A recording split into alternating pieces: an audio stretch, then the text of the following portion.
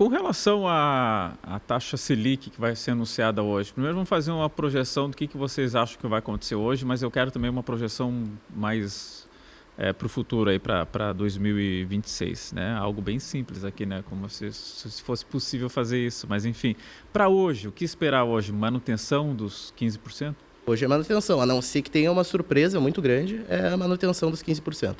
E aí, e para o futuro, Daniel, o que você imagina assim do Selic em 2026? Aí a gente precisa entender qual vai ser o teor do comunicado e também posteriormente da ata, se vai manter alguns termos duros que tinham sido colocados no último comunicado, falando sobre uma taxa de juros muito alta por um tempo prolongado, falando sobre a necessidade de ancorar as expectativas de inflação no longo prazo e também sobre o cenário que é colocado na política fiscal pela parte do Banco Central, porque o Banco Central, quando ele faz o seu balanço de riscos, né, ele nunca coloca coisas que não foram, digamos assim, consumadas. Então, por exemplo, tem para entrar no balanço de riscos ainda a questão do imposto de renda e outras questões de estímulos fiscais e parafiscais que podem entrar no ano que vem.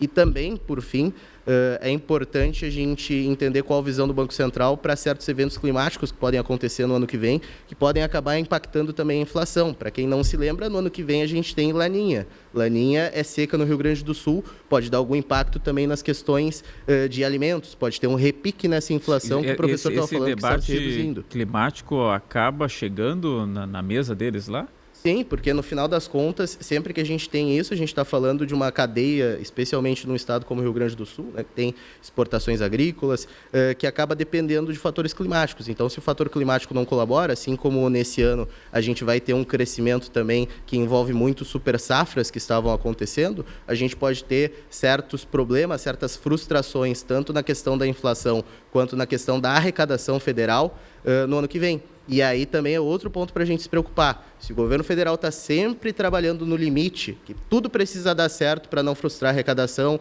para não ter problema com o arcabouço, se acontecer algum fenômeno desses e acabar impactando a arrecadação, o que vai acontecer com o arcabouço? Já vai trocar e já vai derrubar o arcabouço que foi construído pelo próprio governo antes mesmo de trocar?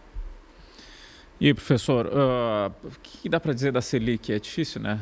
Mas, enfim, imagino que deva ter um palpite, pelo menos. Sim, eu só queria fechar o ponto ali, se me permite, claro, do fiscal, assim, eu não acho, o meu ponto eu acho que existe um exagero, né? Não que a parte fiscal não importe, claro que não, a parte fiscal é bastante relevante, né? Mas existe um exagero, eu nem estou falando no Daniel, né, com quem eu respeito, evidentemente, no debate público, tá certo? Porque a despesa vai crescer, a despesa, né, como eu disse aqui, cresceu esse ano 2,07% até aqui, 12 meses acumulado. Qual é a regra fiscal? É 2,5% o máximo. Então está dentro da regra. Né? E além disso, a gente tem um monte de regras fiscais que, na minha opinião, sim, são excessivas. Né? Nós temos a regra de ouro, temos a lei de responsabilidade fiscal, temos o novo regime fiscal. Né? Então, existe um enorme emaranhado, né, fiscal no Brasil que, enfim, muitas regras que têm sido cumpridas. Né? A lei de responsabilidade fiscal tem 25 anos e isso, bom, domesticou o gasto público, né? Então não existe um excesso de gastos, uma coisa assim descontrolada, não existe isso, tá certo? No Brasil, não tem. Existem alguns problemas que a gente pode até pontuar, não é? O problema previdenciário, acho que é um problema grave, o problema do benefício de prestação continuada, tem que olhar com atenção, a questão do salário mínimo também, né, tem que olhar com atenção, existem problemas, né? Problemas nos estados, enfim, o debate é cumprido, né? O meu ponto geral é que existe um exagero, né, com relação a essa questão fiscal. Sobre a expectativa para a Selic, né, é a manutenção de 15%. O que me parece também um erro, né? Porque é isso, a inflação está caindo, né? Há uma entrada excessiva de dólares no momento, porque sair do dólar é ruim, entrar demais também.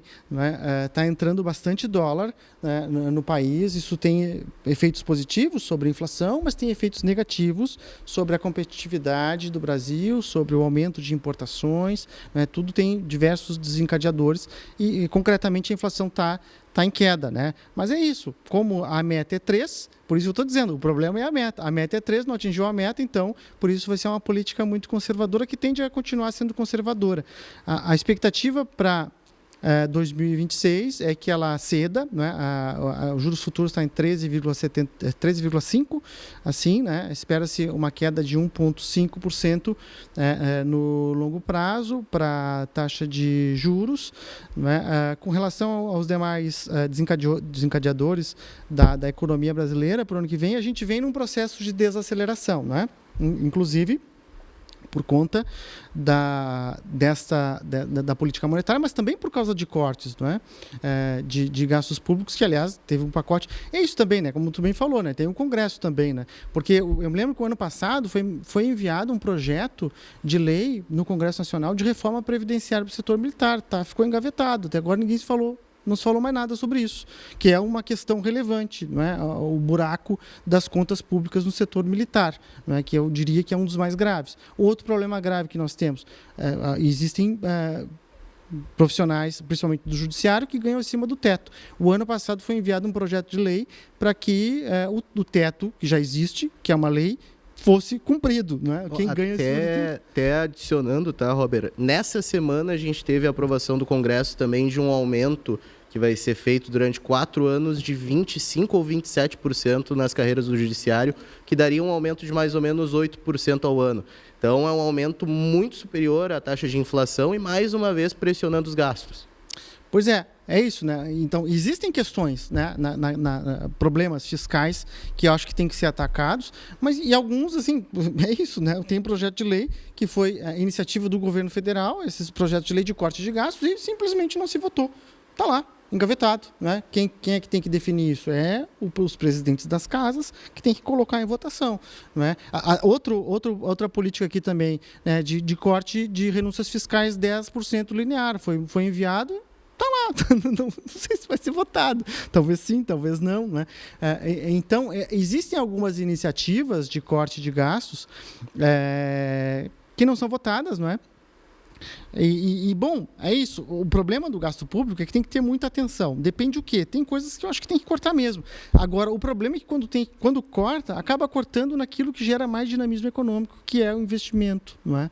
O investimento público é muito dinâmico na economia. Daí, como as regras fiscais são rígidas, como tem que cortar, o que pode cortar o investimento, isso gera desdobramentos negativos, né?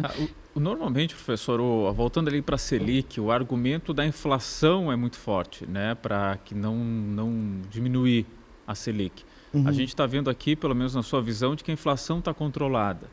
E qual é o argumento, então, se a decisão for manter a Selic em 15%? Pois é, não, é que eu a distância do centro da meta? Mas aí o governo criou um problema para ele mesmo. Sim, por isso que eu estou dizendo que foi um erro, né?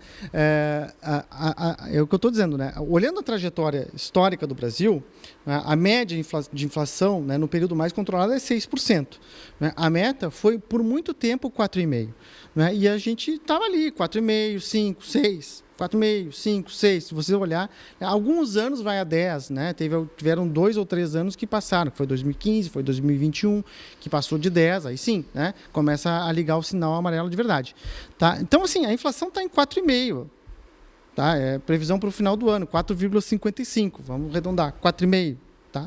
Então, assim, é uma inflação bem comportada, não é uma inflação alta, definitivamente não. Tá? Hiperinflação é 1.000%. Tá? Então, assim, a gente pode dizer, 10% é ruim. Ok, então é uma inflação que está bem comportada, ela está cedendo, o que é mais importante é a trajetória, ela está em queda, né? Só que a meta é 3%. Tá certo? Então, não vai atingir a meta, provavelmente, nem o topo da meta. Então, por isso que o Banco Central continua. Só que, enfim, tem vários desdobramentos. Não é simples, né? Não é simples.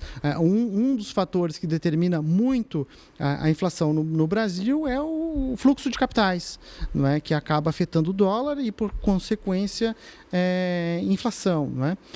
Então, aí há uma pressão para que o governo, ou seja, o Banco Central, aumente taxa de juros, muitas vezes é para atrair capital e reduzir a taxa de câmbio e isso reduzir a inflação. Né? Então, essa coisa de, o que a gente aprende em economia, não, mas isso vai afetar a demanda, a dona de casa vai deixar de comprar um liquidificador em 2 vezes, né? Enfim, o empresário. Na prática, é câmbio.